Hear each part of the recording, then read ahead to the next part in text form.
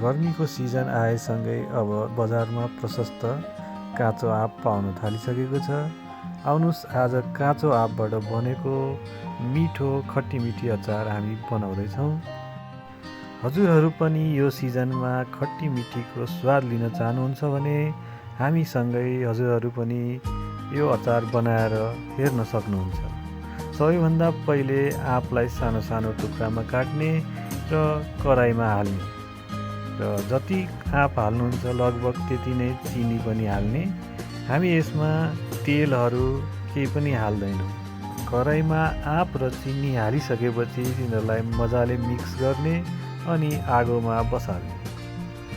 आँपलाई आगोमा बसालेपछि हामी मसला बनाउनतिर लाग्छौँ।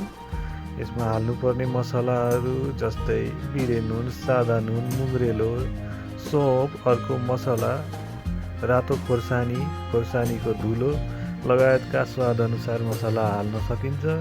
यी मसलाहरू घरमै मजाले पाइन्छ। अब मसला रेडी भएपछि हामी फेरि पाकिरहेको आँप र चिनीको मिश्रणलाई हेर्न आउँछौँ।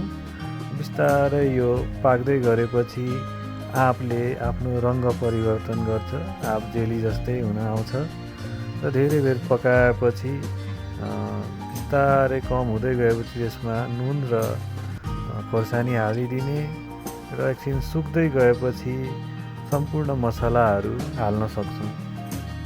अब मसला हालेको 5 मिनटमा हाम्रो खट्टी मिठीको अचार तयार हुन्छ। तयार भएपछि यसले रातो रातो मसालेदार कलर लिन्छ।